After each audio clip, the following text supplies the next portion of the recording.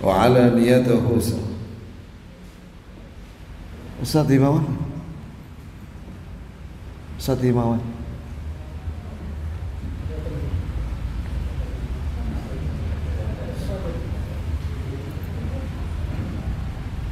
Baik ya kawan, sekarang bab yang ke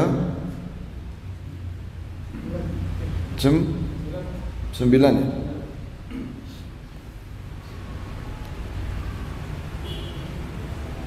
Baik. Ightisal as-sha'im wa tabarrud, ini sudah ini. Yaitu orang yang berpuasa boleh mandi junub pada waktu subuh. Ini sudah ini. Baik, sekarang marahil fardhu siyam. Tingkatan atau tahapan diwajibkan puasa. Ya. Disebutkan oleh penulis hafizahullah, Anil Bara radhiyallahu anhu qala kana ashabu Muhammad sallallahu alaihi wasallam idza kana ar-rajulu sha'iman fa hadara al-iftar فنام قبل أن يفطر لم يأكل ليلته ولا يومه حتى يمسي. Bila تقرأ Ustaz? Mari. شفاك الله يا أخي. شفاكم الله شفاء عاجلا لا يغادر سقما. Yang ke-10 Ustaz.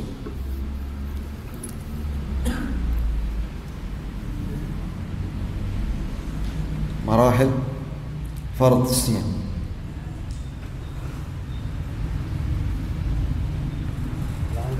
يا عن البراء.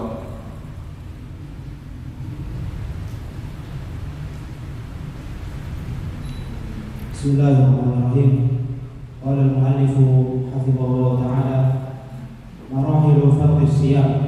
عن البراء رضي الله عنه قال: كان أصحاب محمد صلى الله عليه وسلم إذا كان الرجل صائما فحضر الإفطار فنام قبل أن يفطر لم يأكل ليلته ولا يومه حتى يمسي.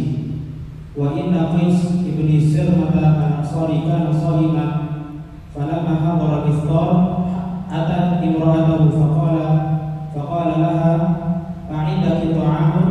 قالت: لا، ولكن أنطلق فأطلب لك.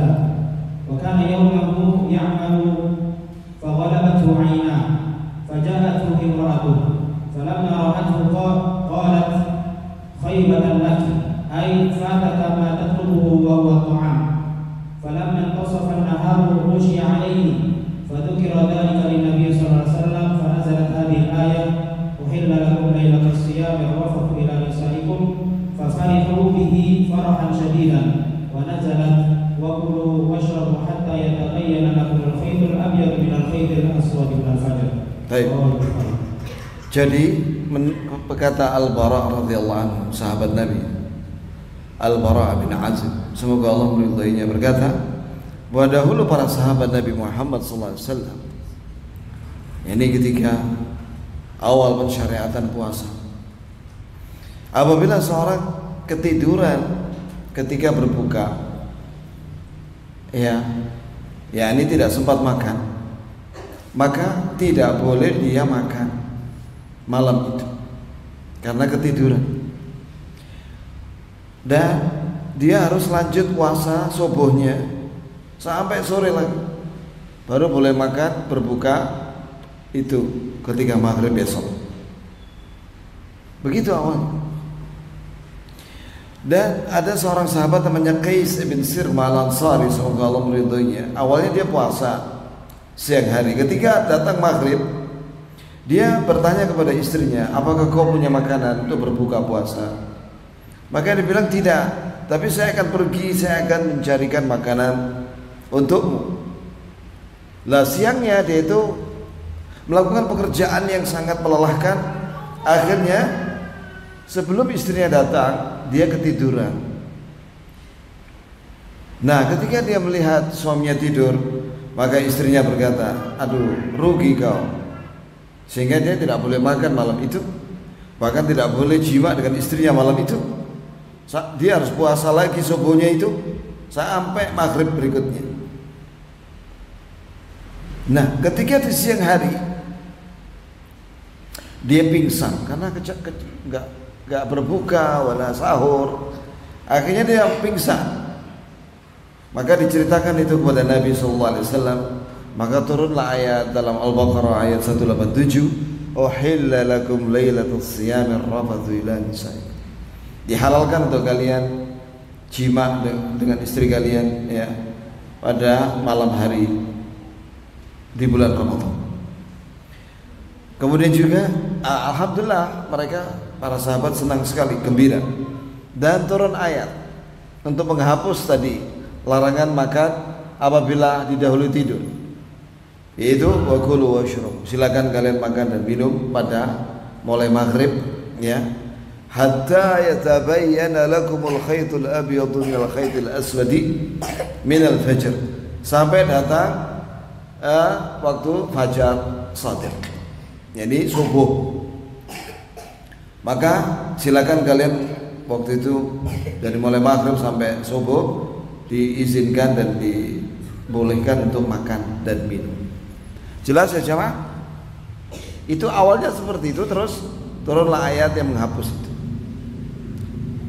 Iya, lanjut. Wa qala Mu'adz bin Mu'adz bin Jabal radhiyallahu anhu qala uhila bis-salatu thalathata ahwali wa uhila as-siyamu thalathata ahwali fadzakara ahwal as-salati thumma qala fi as-sawm inna Rasulullah sallallahu alaihi wasallam kana yasumu thalathata ayyamin min kulli shahrin ويصوم يوم عاشوراء فأنزل الله تعالى يا أيها الذين آمنوا كتب عليكم الصيام كما كتب على الذين من قبلكم لعلكم تتقون إلى قوله طعام مسكين فكان من شاء أن يصوم صام ومن شاء أن يفطر ويطعم كل يوم مسكينا أجزأه ذلك وهذا حلال فأنزل الله تعالى شهر رمضان الذي أنزل فيه القرآن إلى أيام أخرى فثبت الصيام على من شهد الشهر وعلى المسافر أن يقضيه وثبت الطعام للشيخ الكبير والعجوز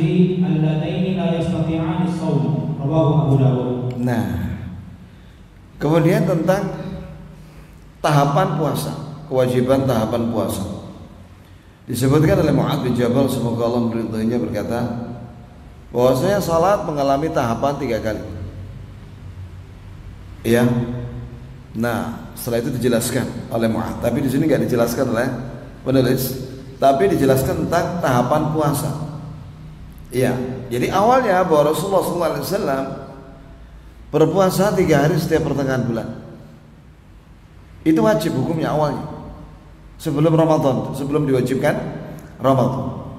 Kemudian setelah itu juga diwajibkan puasa Ashura tanggal 10 Muharram. Nah, setelah itu Allah Azza wa Jalla menurunkan ayat dalam surah Al-Baqarah ayat 183 sampai 184, ya ayyuhalladzina amanu kutiba alaikumus shiyam kama kutiba alal ladzina min qablikum la'allakum tattaqun ayyaman ma'dudat faman kana minkum maridan aw ala safarin fa'iddatun min ayyamin ukhra wa 'alal ladzina yutiqunahu fidyatun ta'amu miskin faman tatawwa'a khairan fahuwa khairul lahu wa an tasumu khairul lakum in kuntum ta'lamun. Artinya wahai orang-orang beriman, telah diwajibkan pada kalian puasa sebagaimana Allah mewajibkan pada kalian kepada umat-umat sebelum kalian puasa agar kalian bertakwa. Pada hari-hari yang sedikit saja, yaitu bulan Ramadan, ini pada hari-hari yang bulan Ramadan. Nah, tapi nanti setelah itu betul-betul diwajibkan. Awalnya selama Ramadan itu bagaimana disebutkan oleh Allah, hari-hari yang sedikit, 29 hari atau 30 hari selama Ramadan. Kemudian bagi yang sakit maupun yang musafir dan dia tidak sanggup puasa, maka boleh tidak puasa pada hari itu dan diganti di lain waktu. Dan orang-orang yang sanggup puasa dan dia tidak puasa, maka dia hendaklah membayar fidyah. Dia sanggup tapi dia tidak mau berpuasa, maka boleh dibayarkan fidyah sebagai gantinya. memberi makan satu harinya satu orang miskin sampai kenyang sekali makan. Nah, boleh kalian melebihkan daripada fidyah itu. Ya, itu lebih bagus buat kalian. Dan jika kalian puasa, itu lebih baik. Jadi awalnya boleh milih antara puasa atau bayar fidyah. Nah, ketika turun ayat 185 dalam surat Al-Baqarah yang berbunyi Syahrul Ramadan alladzi unzila fil Qur'an hudan lin-nas wa bayyinatin minal huda wal furqan faman syahida minkum asy-syahra falyasumhu sampai akhir ayat. Nah, kemudian jika telah bulan Ramadan adalah bulan diturunkannya Al-Quran, dan Al-Quran itu adalah petunjuk bagi manusia, dan di dalamnya terdapat keterangan-keterangan ilmu yang bermanfaat dan pembeda antara hak dan yang batin. Maka barang siapa di antara kalian melihat hilal Ramadan, maka hendaklah dia berpuasa. Maka tidak ada lagi khiyar pilihan bagi orang yang mukim dan sehat kecuali harus puasa. Tidak ada pilihan dia bayar fidyah. Nah, lalu bagaimana dengan orang-orang yang sakit dan musafir dan tidak sanggup puasa? Maka kembali diulangi ayatnya dengan Allah menyatakan wa man kana minkum faman kana minkum maridan aw ala wa man kana maridan aw ala safarin fa iddatun min ayyamin ukhra. Jadi tetap bagi yang punya uzur, yaitu sakit dan dia musafir selama Ramadan, maka boleh dia tidak puasa pada hari dia punya uzur itu, dan fa iddatun min ayyamin ukhra, wajib diganti di lain waktu. Yuridullahu bikumul yusra wa la yuridu bikumul usra. Yani Allah menginginkan pada kalian kemudahan dan Allah tidak menginginkan kesulitan pada kalian. Begitu pula Al-Syekh Al-Kabir, seorang kakek atau nenek yang sangat tua yang tidak sanggup untuk puasa, maka boleh dia ganti dengan apa?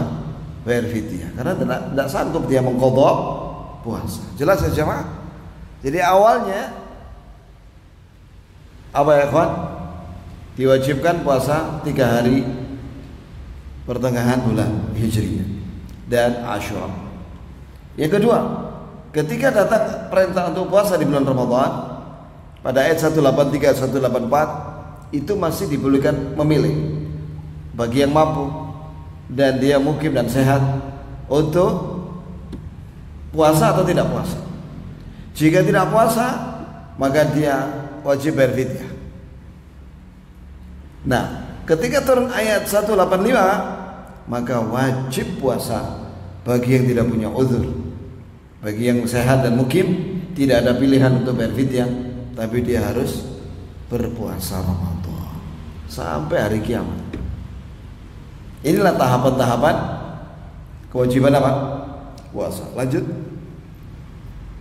Wa fi riwayatin li Ahmad wa amma ahwalus siyam fa inna Rasulullah sallallahu alaihi wasallam qadima al-Madinata faja'ala yasum min kulli shahrin 3 ayyam wa qala Yazid bin Harun fa sama 19 shahran min Rabi'il awwal ila Ramadan min kulli shahrin 3 ayyam wa sama yawm Ashura thumma inna Allah 'azza wa jalla farada 'alaihi as-siyama فأنزل الله عز وجل يا أيها الذين آمنوا كتب عليكم الصيام كما كتب على الذين من قبلكم إلى هذه الآية وعلى الذين يطيقونه فدية طعام مسكين قال فكان من شاء صام ومن شاء أطعم مسكينا فأجزأ ذلك عنه قال ثم إن الله عز وجل أنزل الآية الأخرى شهر رمضان الذي أنزل فيه القرآن إلى قوله فمن شهد منكم الشهر فليصم قال فأثبت الله صيامه على المقيم الصحيح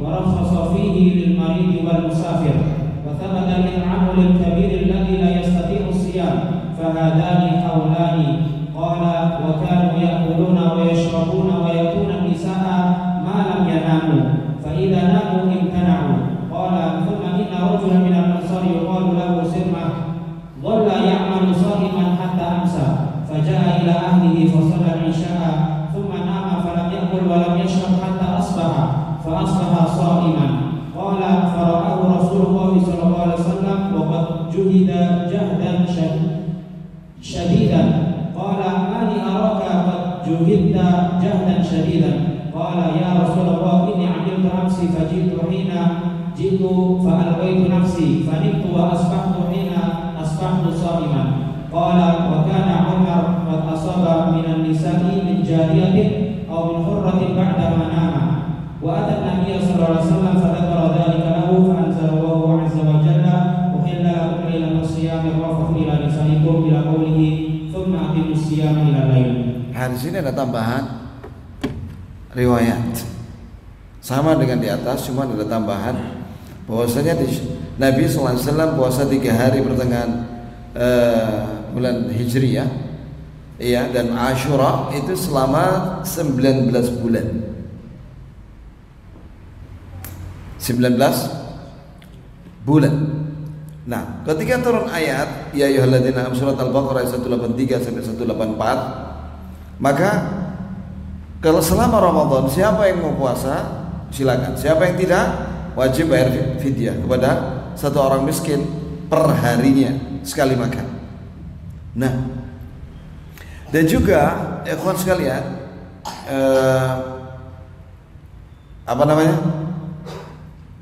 ketika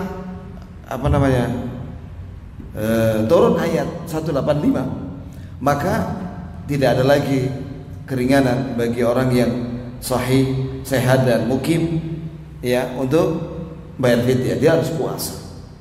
Nah, dikecualikan, ya, bagi yang sakit maupun yang musafir untuk membayar boleh tidak berpuasa dan diganti di lain waktu. Nah, awalnya sebelum turun ayat 187 ada larangan berbuka puasa dan jima pada istrinya di malam hari jika dia pada waktu maghrib belum makan dan ketiduran.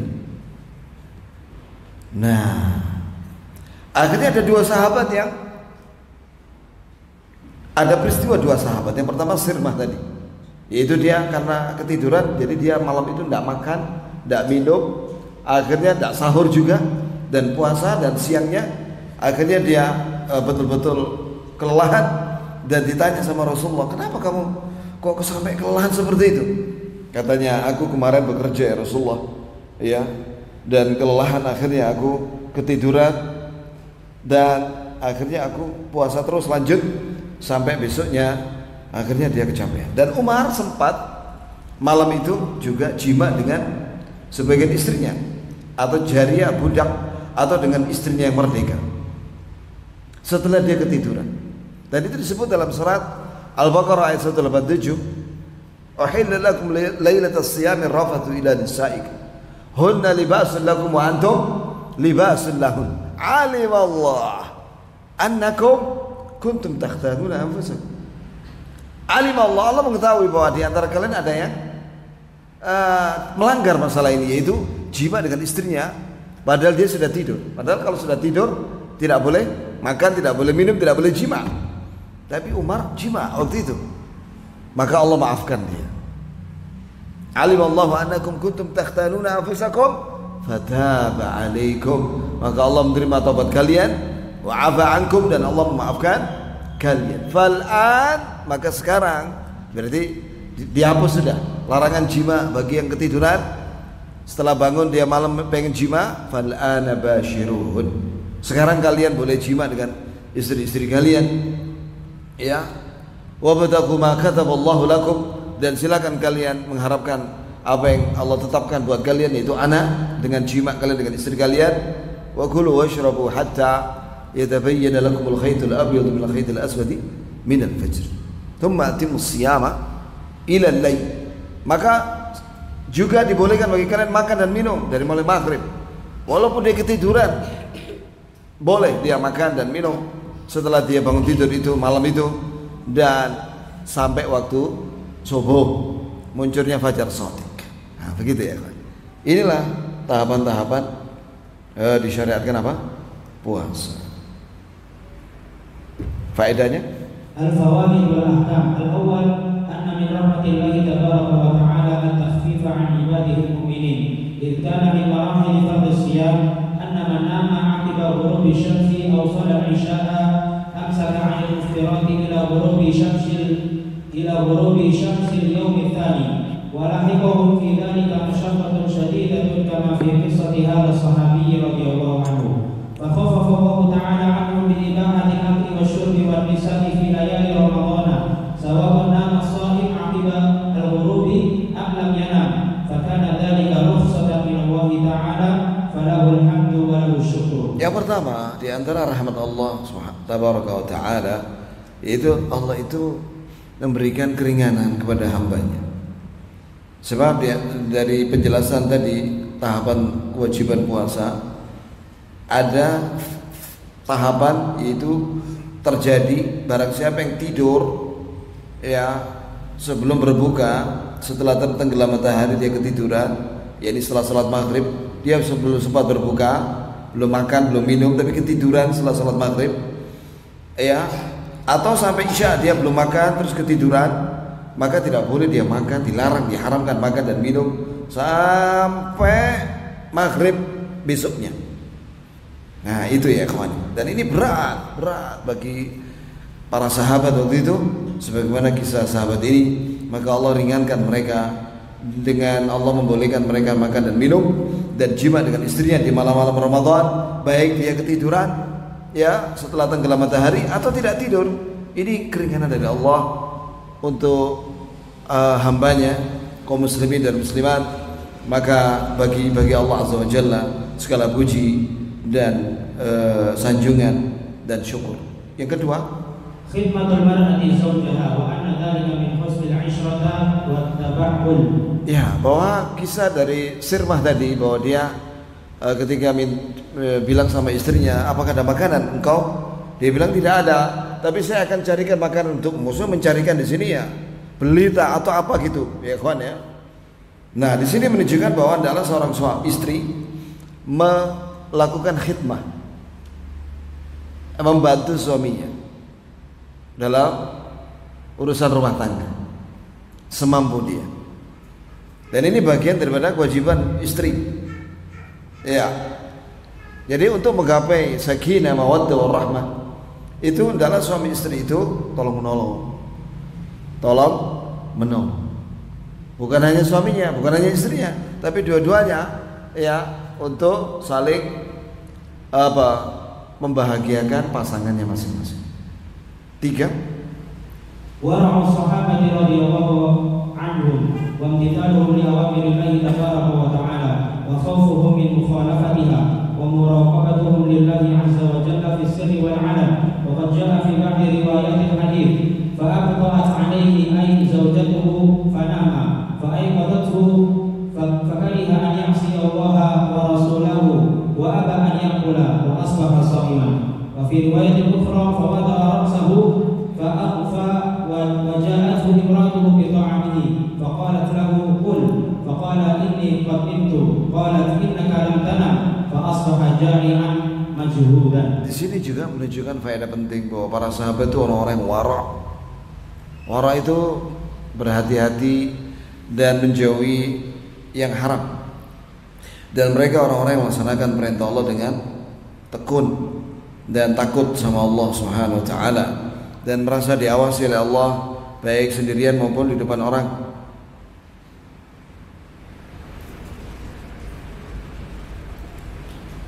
Ini kekurangannya kalau PDF itu mau turun ke bawah ya. Allah musta'an. Duh. Mana tadi? Oh ini. Iya. Ya ini ketika istrinya mencarikan makanan, sahabat ini ketiduran. Ya. Dan ketika dibangunkan oleh istrinya, maka dia tidak mau maksiat kepada Allah dan Rasulnya. Dan dia tidak mau makan sampai pagi dalam keadaan puasa lagi. Iya, begitu ya. Bahkan disuruh oleh istrinya silakan makan. Maka dia bilang saya sudah tidur tadi. Kata istrinya, kau belum tidur. Tapi dia tetap tidak mau makan. Jadi pagi itu dalam keadaan puasa, dalam keadaan lapar dan berat. Ya karena dia belum makan dari maghrib, wala sahur nggak makan. Yang keempat, Masyru'iyatul farahi bi rukhsatillahi 'azza wa jalla wa anna dhalika la yunafi al-akhdha bi 'azaimihi fal kullu min 'indillahi ta'ala wa huwa 'azza wa jalla yuhibbu an tu'ta rukhsatuhu kama yuhibbu an tu'ta 'azaimuhu. Ya, apabila ada keringanan dari Allah Azza wa Jalla, maka seorang muslim gembira. Ya, gembira sebagaimana seorang muslim gembira dengan kewajiban yang Allah wajibkan kepada mereka. Kemudian jemaah sekalian, ini gembira dengan keringanan dari Allah Azza wa Jalla tidak bertentangan dengan melaksanakan kewajiban. Maksudnya orang yang gembira dengan adanya keringanan bukan berarti dia tidak senang dengan yang wajib. Semuanya dari Allah, baik itu azimah yang wajib maupun rukhsah, itu semua dari syariat dari Allah Subhanahu wa taala. Dan Allah cinta, senang apabila hambanya mengamalkan rukhsah, sebagaimana Allah senang dan cinta dengan orang yang melaksanakan yang wajib. Inna Allah yuhibbu an tu'ta rukhsatuh kama yuhibbu an tu'ta azaimuh. Sungguh Allah senang apabila hambanya melaksanakan rukhsah. Yani antum misalnya apa ya Pak? Musafir dan antum tidak kuat puasa, maka makanlah. Itu rukhsah. Apalagi rukhsah bagi musafir ya Pak?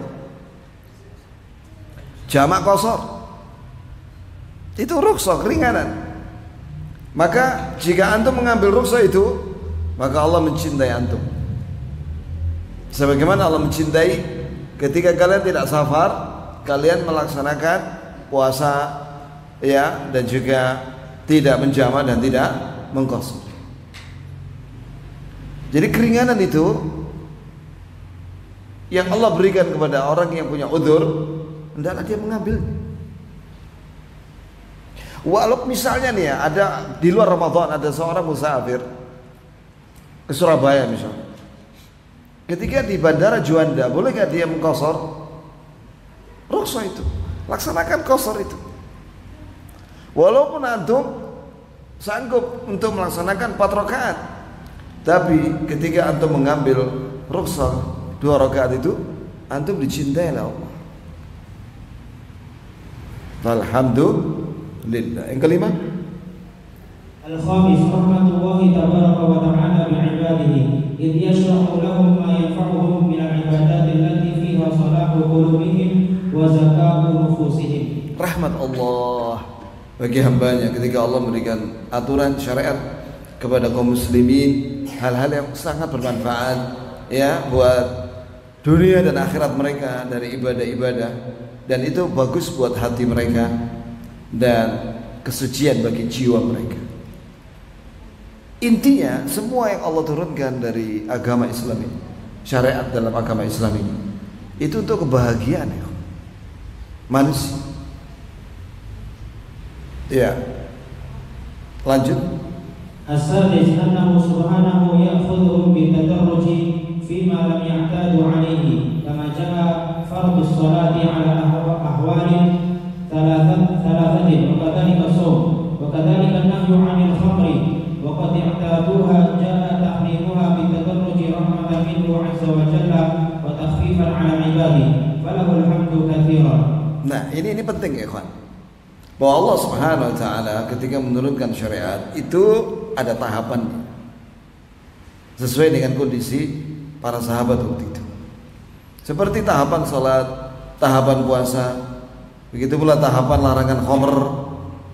Ya, awalnya yasalunaka 'anil khamri wal maisir qul fihima ithmun kabir wa manafi'u lin-nas. Mereka bertanya kepada apa tentang khamr dan judi. Katakanlah bahwasanya ada ithmun di dalamnya, ada ithim, ada kerusakan di dalamnya, tapi ada juga maslahatnya. Itu awalnya begitu. Kemudian yang kedua, ya ayyuhalladzina amanu la taqrabus sholata wa antum sukara. Wahai orang beriman, janganlah kalian mendekati salat dalam keadaan kalian mabuk. Jadi boleh mabuk tapi jangan mendekati salat. Awalnya begitu. Ini yang kedua. Barulah yang ketiga, innamal khamru wal maisir wal ansab Bal-azlam rijsun min amali syaitan fajtanibuh. Sesungguhnya khamr, judi, berhala dan tenung itu semua adalah najis secara maknawi dan amalan syaitan, maka jauhilah itu. Nah, sekarang bagaimana cara kita mengamalkan ayat-ayat yang seperti ini, yang ada tahapan-tahapan itu? Apakah kemudian antum bilang kepada tukang khamr, silakan kalian mabuk kecuali mendekati sholat? Apa begitu? Oh, bukan begitu cara mengamalkan. Karena pengharaman khamr sudah final, tidak bisa dibalikan lagi. Jelas? Bagaimana cara kita mengamalkan tadarruj, ini tahapan-tahapan di dalam dakwah dan pendidikan?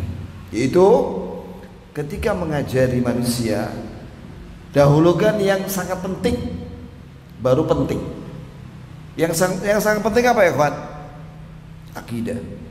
Akidah, keimanan, keyakinan. Baru setelah itu sholat. Baru setelah itu apa lagi? Yang lain.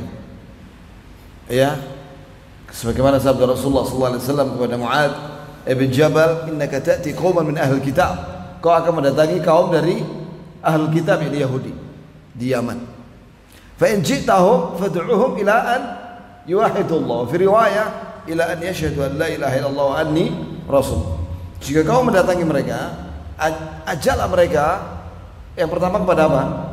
Mentauhidkan Allah. Dalam sebuah riwayat, mereka ajaklah kepada persaksian la ilaha illallah dan aku adalah utusan Allah.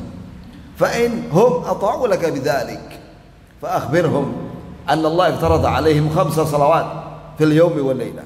Jika mereka mentaatimu, yakni mengucapkan 2 kalimat syahadat, kabarkanlah kepada mereka bahwa Allah mewajibkan kepada mereka salat 5 waktu dalam sehari semalam. Fa in hum ata'u laka bidzalik fa akhbirhum bi anna Allah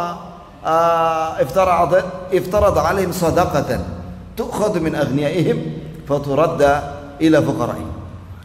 Jika mereka salat, ini taat pada menegakkan salat, maka apa ya, kawan? Maka kabarkanlah kepada mereka Allah telah mewajibkan kepada mereka itu apa? Sedekah, ini zakat yang diambil dari orang kaya di antara mereka dan dikembalikan kepada orang miskin di antara mereka. Jadi tahapannya seperti itu. Itu yang pertama. Yang kedua, tahapan di dalam dakwah itu harus melihat kondisi yang didakwai.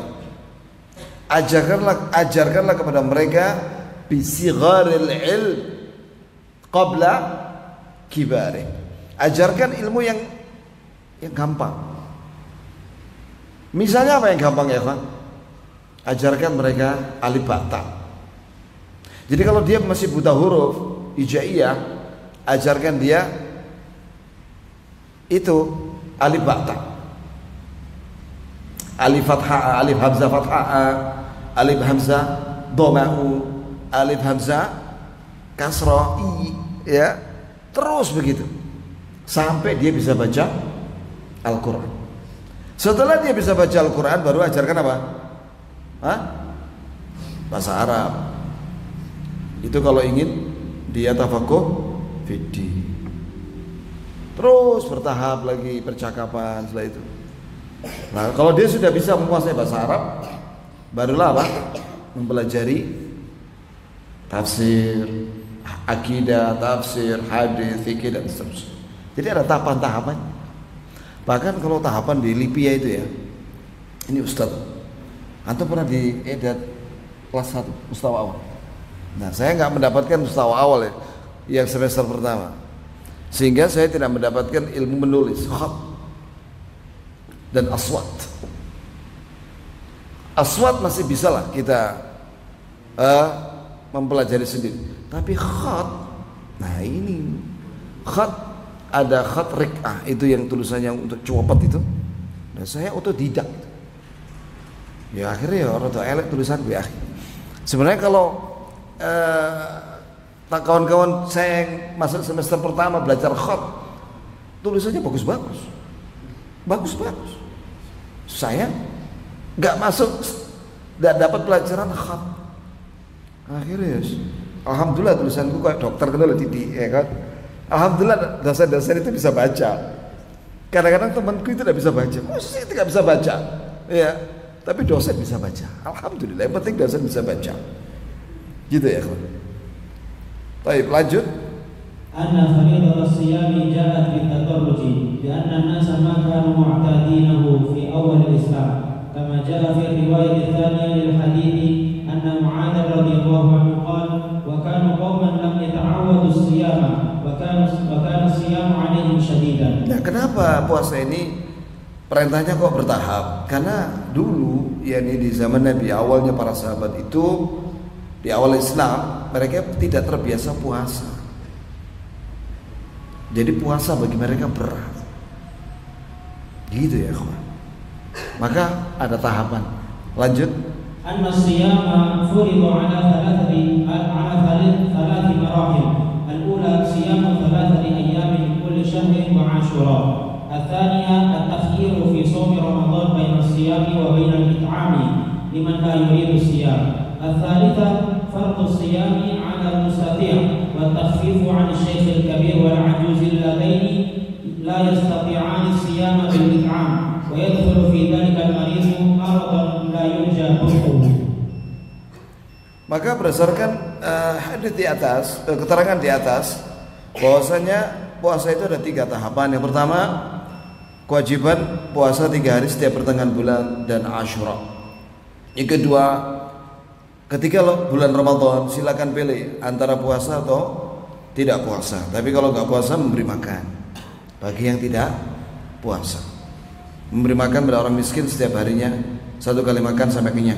Yang ketiga, barulah diwajibkan puasa Ramadan bagi yang mampu, sehat dan mukim, dan tetap bagi yang tidak punya udzur syar'i, ya, yang sakit maupun yang musafir maupun kakek-kakek dan yang lemah yang tidak sanggup puasa, maka dia bayar fidyah.